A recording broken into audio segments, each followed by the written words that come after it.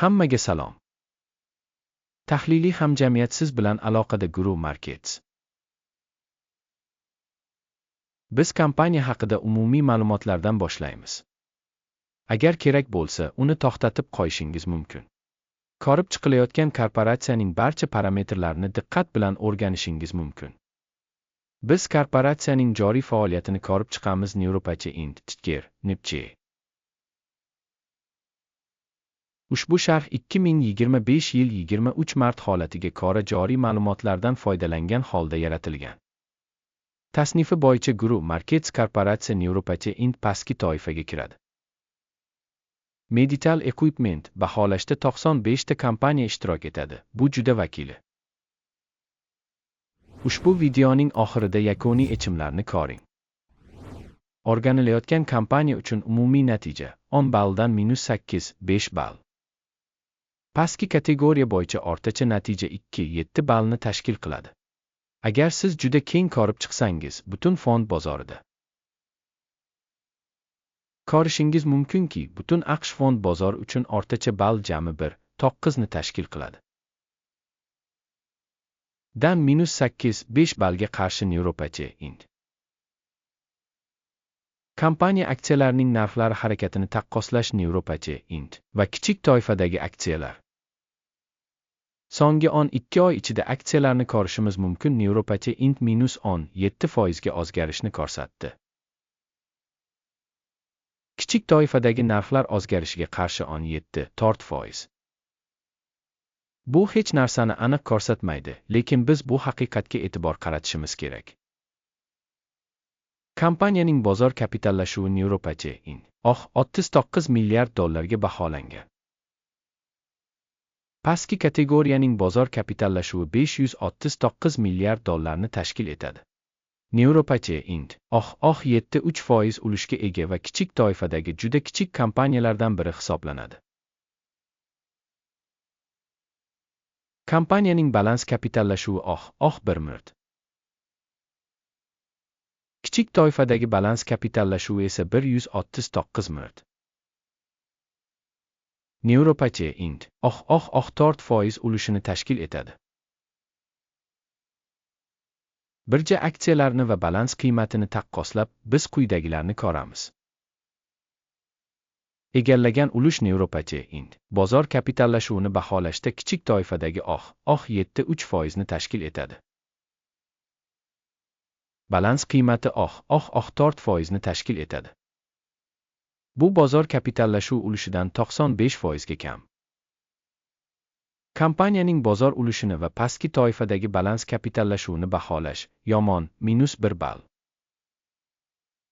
Tahlil qilingan kompaniyaning qarzlari 55 milliard.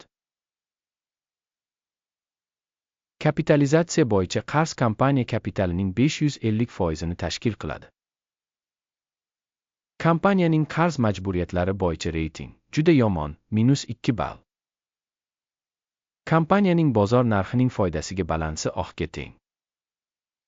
Pastki kategoriya uchun o'rtacha ko'rsatkich 66, 1 ni tashkil etadi. Bu kichik toifadagi o'rtacha ko'rsatkichdan ancha yomonroqdir.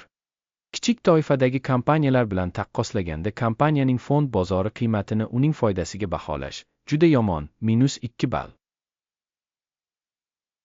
Oxirgi 12 oydagi foyda -27 million dollarni tashkil etdi. Kelgusi 12 oylik daromadlar noma'lum.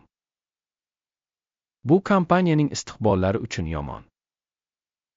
Kichik toifadagi bilan taqqoslaganda kutilayotgan kelajakdagi foyda ko'rsatkichlarini baholash yomon -1 ball. Kompaniya narxining daromadga nisbati 4.9 ni tashkil qiladi. Pastki toifadagi o'rtacha ko'rsatkich 4 ni tashkil qiladi va bu kichik toifadagi o'rtacha ko'rsatkichdan 23% ga yuqori. Kichik toifadagi ko'rsatkichlar bilan solishtirganda daromad ko'rsatkichiga bozor qiymatini baholash bardoshli ball. Oxirgi 12 oydagi daromad 80 million dollarni tashkil etdi. Kelgusi 12 oy uchun prognoz qilingan daromad noma'lum. Bu kompaniya narxi uchun juda salbiy. Kichik toifadagi kompaniyalar ko'rsatkichlari bilan taqqoslaganda kutilayotgan kelajakdagi savdo ko'rsatkichlarini baholash yomon -1 ball. Savdo marjasi -33.9% ni tashkil etadi. Kichik toifadagi o'rtacha 6% ni tashkil etadi. Kichik toifadagi o'rtacha ko'rsatkich va kompaniyaning ko'rsatkichlari o'rtasidagi farq 39.9% ni tashkil etadi. Kichik toifadagi ko'rsatkichlar bilan solishtirganda savdo marjasini baholash bardoshli -5 ball. Kompaniyaning kichik toifadagi xodimlar soni bo'yicha ulushi 9% ni tashkil etadi. Bu bozor kapitallashuv ulushidan 49% ga kam. Va bu kompaniyaning qimmatli qog'ozlar bozoridagi nomutanosibligini aks ettiradi. Neuropathy Int ehtimol qayta baholash tomon. Kompaniyaning har bir xodimi uchun bozor kapitali miqdori $2127 ming ga teng. Va kichik toifa uchun $1425 ming. Kichik toifadagi o'rtacha ko'rsatkich va kompaniyaning ko'rsatkichlari o'rtasidagi farq 49.3% ni tashkil etadi. Kichik toifadagi ko'rsatkichlar bilan solishtirganda bir xodimga to'g'ri keladigan kompaniya kapitali miqdorini baholash bardoshli ball. Kompaniyaning har bir xodimi uchun foyda miqdori $147.3 ming ni tashkil etadi. Kichik toifadagi o'rtacha $21.6 ming ni tashkil etadi. Va kichik toifadagi o'rtacha ko'rsatkich va kompaniyaning ko'rsatkichlari o'rtasidagi farq 583% ni tashkil etadi. Kichik toifadagi ko'rsatkichlar bilan taqqoslaganda har bir xodimga to'g'ri keladigan foydani baholash bardoshli -5 ball. Tashkilotning individual xodimiga to'g'ri keladigan daromad miqdori $464 ming ni tashkil qiladi. Pastki kategoriya bo'yicha $360 ming. Kichik toifadagi o'rtacha ko'rsatkich va kompaniyaning ko'rsatkichlari o'rtasidagi farq 21% ni tashkil qiladi.